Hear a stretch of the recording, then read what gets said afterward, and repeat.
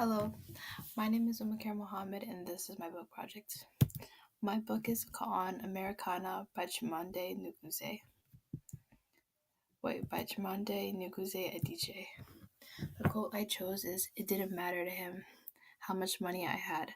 As far as he was concerned, I did not fit as the owner of the stately house because of the way I looked." In America's public discourse, blacks as a whole are often lumped with poor whites, not poor blacks and poor whites, but blacks and poor whites. A curious thing indeed. Ngozi Adichie, page 205. I chose this quote because of how it highlights a common theme in this book. That theme is race, especially race in America. To go more in depth, it's the outlook of race through the eyes of a black foreigner or an African. This quote also shows how race plays a part in how people's appearances show their wealth and influence. Americana is a novel written by Chimamanda Ngozi Adichie. Its genre is fiction. The main conflict of this book is identity. Ifem is aware of identity throughout the book. She puts emphasis on it while she's in America. By this, she tries hard not to get an American accent.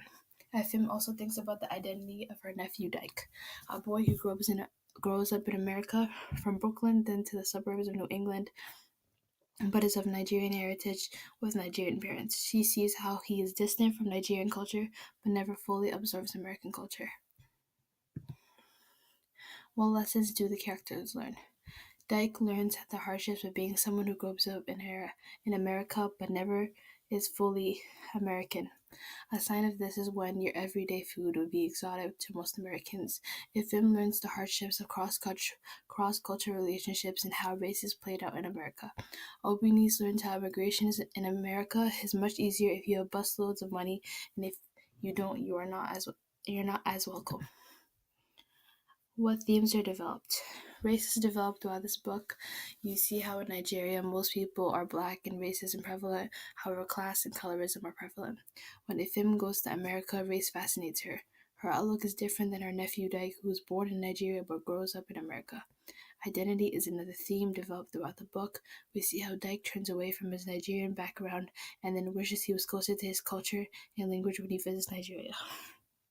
We also see how he deals with racism and prejudice in the mostly white suburbs of New England after living in the diverse and poor Brooklyn.